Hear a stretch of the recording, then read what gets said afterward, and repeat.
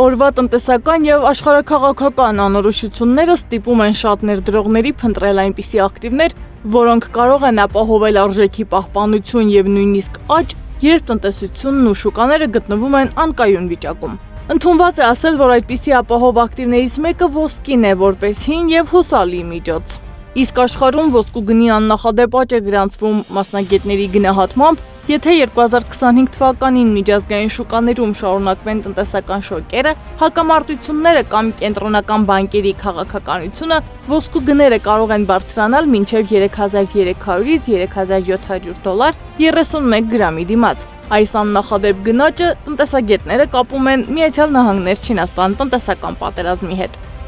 Թրամփի վարչակազմի առաջին իսկ քայլերը վերում են միջազգային նոր տնտեսակարգի ձևավորման, այսինքն այն տնտեսակարգը, որը կար մինչև հիմա,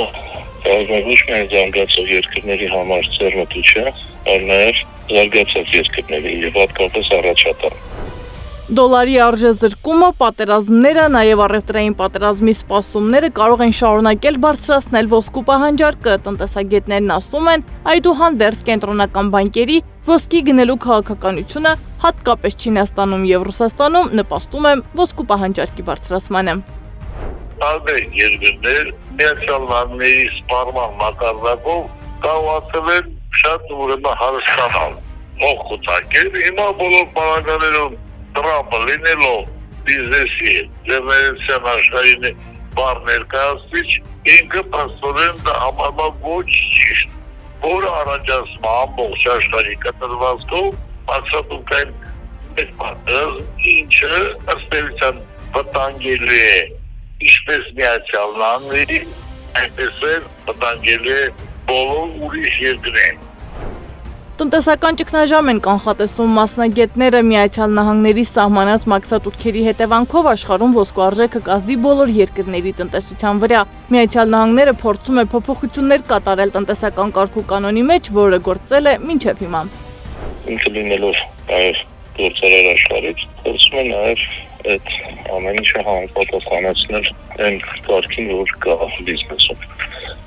Եվ Ուկրաինայի հետ հարաբերություններում դա ակնհայտ որ համընդհանրության դիմաց ռեսուրսները պահանջում եւ տարբեր երկրների հետ հարաբերություններում Սեփական երկրի շահերի հետևից է գնում Միացյալ Նահանգների 47-րդ նախագահը, ինչն ըստ տնտեսագետի բնական է, բայց այն բացասաբար է անդրադառնալու համաշխարհային շուկայի վրա։ Մաքսատուփքային պատերազմի կտրվածքով դեռ միանշանակ որակում չի կարող լինել, ինչի պատճառով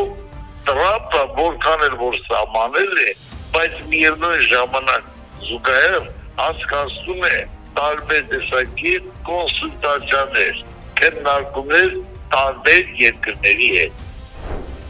Այս ամենից անմասն չի մնում Հայաստանը, Ադրբեջանի տիրապետության տակ անցած ոսկու հանքերն ու սոտքի հանքի կեսը զգացնել կտան իրենց կարևորությունը Հայաստանի համար։ Ռազմաքաղաքական հակամարտությունն իր հետևանքները կթողնի տնտեսության վրա։